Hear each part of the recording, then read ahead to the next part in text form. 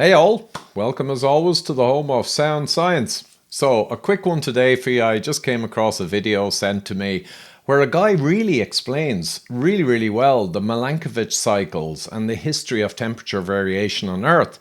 So I'm first going to show you a clip from this guy's YouTube, and I'll put the link down below in fairness.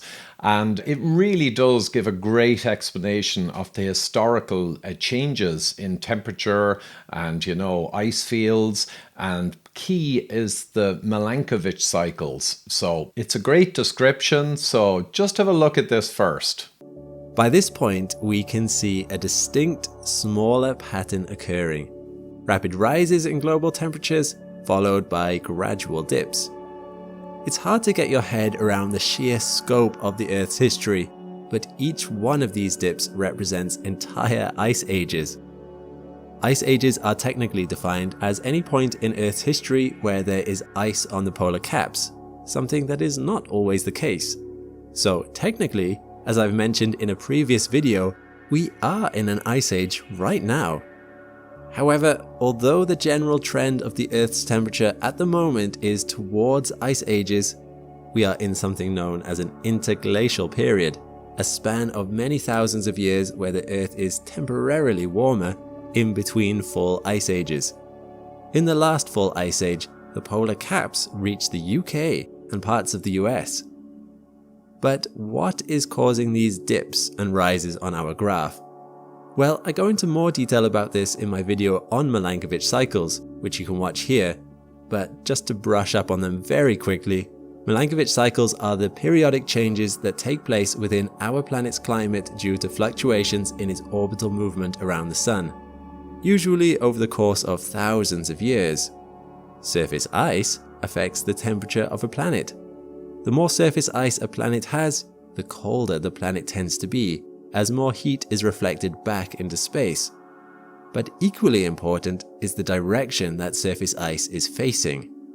Consider ice to be like a shield that will reflect the sun's rays.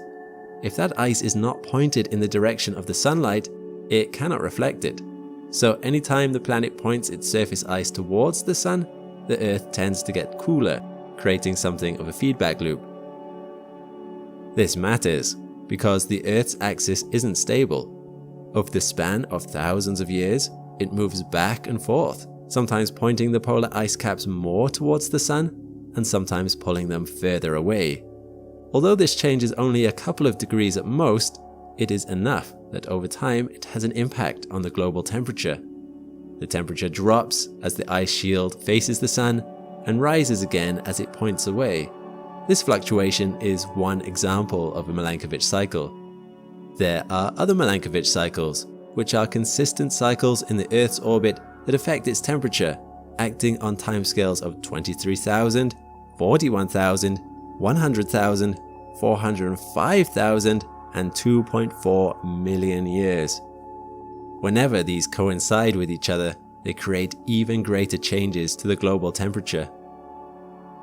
You can see the gaps between the ice ages in this graph tend to be about 100,000 years apart, perfectly in line with one of the Milankovitch cycles, specifically the change in the Earth's orbital eccentricity.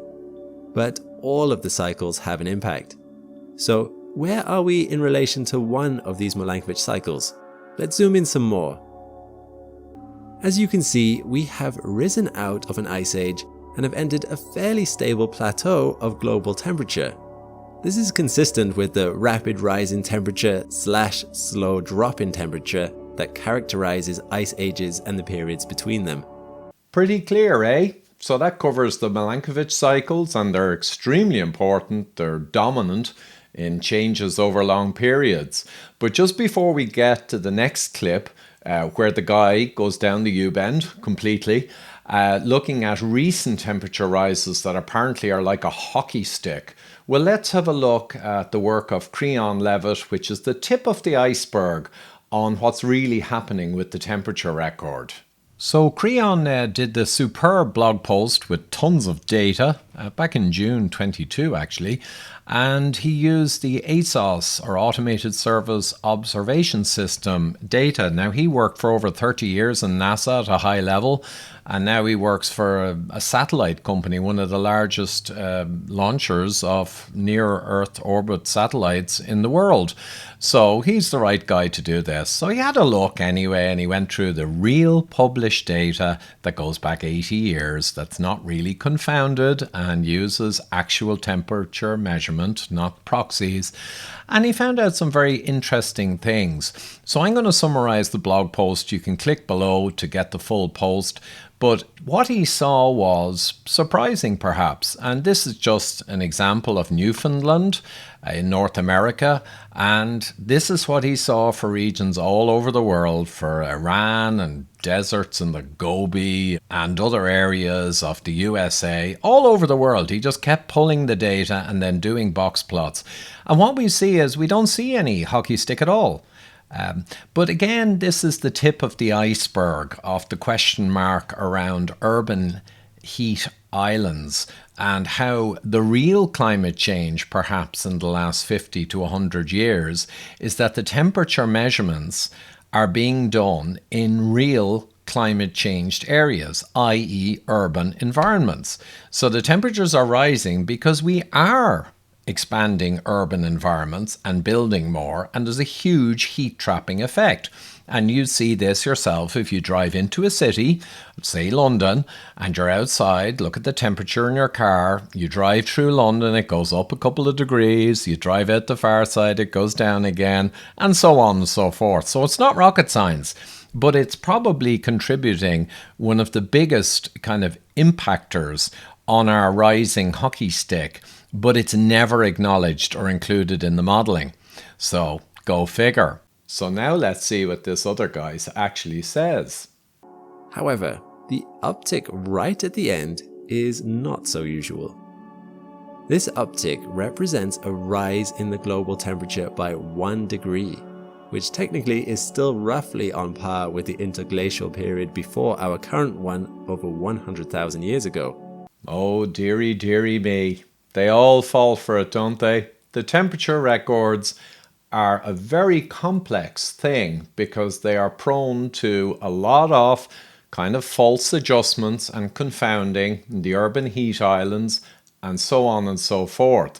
And the business of climate change, unfortunately, has been biased heavily to find the temperature to be going up in the modelling and in the historical record, unfortunately. So that's one big major problem, as I'm sure you can see. But now we need to get to a second massive problem in the kind of CO2 net zero in a nutshell series. And that's around, is there even a proper mechanistic CO2 link to rising temperatures down the road? And here we look at a very new paper just published, a lovely analysis. I ran through it quickly. But as you can see on the screen, this new paper, 2023, did an excellent analysis, and I ran through it. But I'll go to the graphical abstract and keep this simple. So essentially, they looked through all the data back to the 50s, and pretty unequivocally, it would appear, from correct analysis, the green line there is the CO2, and the function of CO2 variability matches very closely the temperature, but it's lagging. So the CO2 is a lagging indicator of already shifting temperatures. And this is only since 55, but you can see in the top right here, to look at the function of CO2 lagging or as a function of the temperature change, you get a very, very good relationship in that simple model. But when you try and see CO2 as being before the temperature change, i.e. leading to the temperature change, you get nothing, and an R value of 0.01. So mathematically and pretty straightforwardly, it seems to be the case that the temperature is dictating the CO2 in some mechanistic relationship, i.e. if you warm the oceans, they have less absorption of CO2, they're a huge reservoir, and they eject some CO2, and many other mechanisms. And it just makes complete sense, but obviously it's not a very popular discussion these days. But it also tallies with the long-term historical record from glacier kind of records where they take out the ice and look at the carbon footprint or dating of the various pieces going back thousands of years. And again, that record over long term also shows the carbon dioxide lagging or after the temperature shifts, broadly speaking, by a few hundred years. So this is being corroborated in multiple places, including this latest paper. And it kind of disproves, or at least causes a huge fly in the ointment for the CO2 as poison kind of narrative, as I'm sure you'll agree. So there we have two massively important issues. And one is the actual temperature increase, right? And the second one is whether there's a mechanistic connection in a real world empirical data between CO2 and subsequent rising temperature, or whether rising temperature drives up the CO2, as we ran through there. And last thing I'll finish with is coming soon. I interviewed Ronan Connolly in Dublin a few days ago, and he's a PhD, possibly multiple PhDs. So is his father. The mother is into the science too in a massive way. She's writing a book on the history of kind of climate and more. And his brother is also an incredible scientist who is gifted in data analysis and IT and all kinds of analysis at an incredible level. I'm just incredibly impressed. And he also has gone through all of Ronan's data, and there's agreement, not a consensus that's forced, but an agreement because that's what the data says, right? So there you have it, folks. There's net zero talk in a nutshell. And there's so much more to talk about, and in the coming months and even more, I'll be interviewing various experts and explaining in relatively simplified terms the fundamental scientific principles at stake here and what they really indicate or say when you integrate the data properly, just like we did for the whole flu season thing and health and metabolic health, chronic disease, cholesterol and fat, and all the other things. They're all possible to integrate from the published data without getting into any conspiracy theory, and we can help explain to people what's actually going on. So that's a service I provide, sound science, essentially. And huge thanks as always to my PayPal and Patreon supporters. You're what enabled me to keep the show on the road in doing the analytics, the interviews, and countering the mainstream kind of misinformation, which is a torrent, a fire hose, especially since March 2020. I'm sure many of you will agree. And that countering is so important for the future of all of us, our children, our grandchildren. There are a lot of headwinds coming from very kind of influential bodies, and they're just geopolitics. There's no conspiracy theory. They're just control systems being brought in. It's natural. It's happened for all of human history. But we need to push back just like good humans have done for all of human history. So thank you.